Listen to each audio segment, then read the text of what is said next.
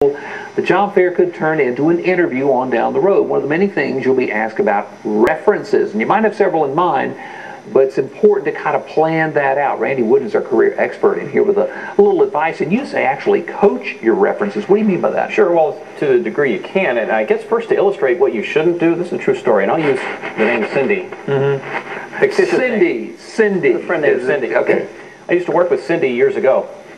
She had since gone through a divorce and taken her maiden name, which I had no idea what that was. Right. I got a call out of the blue from an internal recruiter from the company asking, do I know a Cindy Farmer? I had no idea who she was. None. So I had to play catch up while multitasking at my desk and everything else to try to figure out who is this person. So a lesson learned, number one, in terms of picking references, I guess to start with from the coaching standpoint, is to first of all talk to them. Let them know that you would like to use them as a reference, and ask whether they would be ready, willing, and able to do that. That would be the first step. And think about a former employer, if possible.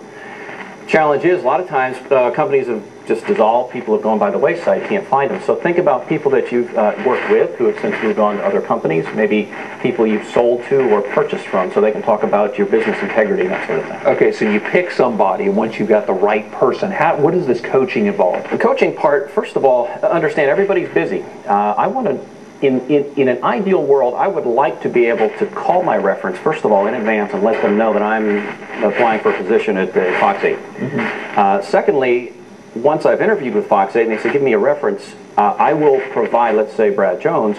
What I would like to do then is to call you and try as best I can to schedule a window of time when you're available. That's one.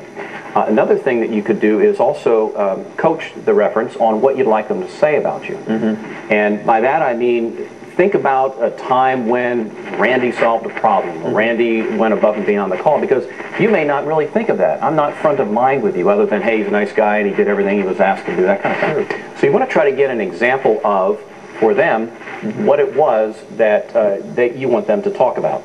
And a third thing you could actually think to do, if possible, is once you've had them talk about you in the way you want it to be done, is call your reference back and debrief them a little bit. Right. Find out what concerns. What did they say? Yeah, what did the employer say? Did they have any concerns? Because if they do, now you know what hurdles you might encounter, and that now allows you to get back in contact with the company armed with essentially where are the obstacles that I still need to overcome.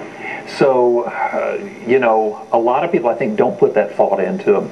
That reference can sometimes be the make or break deal.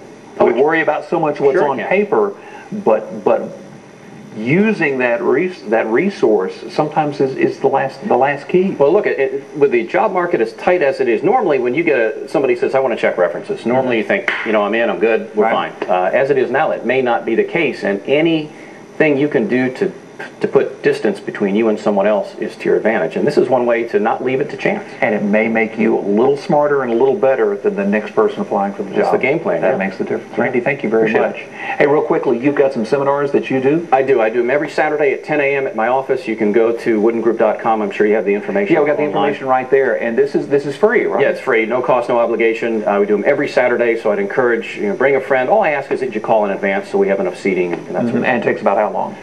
They last about an hour, hour and a half, depending on questions. We have fun. It's different every week, so don't you know, come on out and bring your resume and questions. Okay, Randy, thank you very much.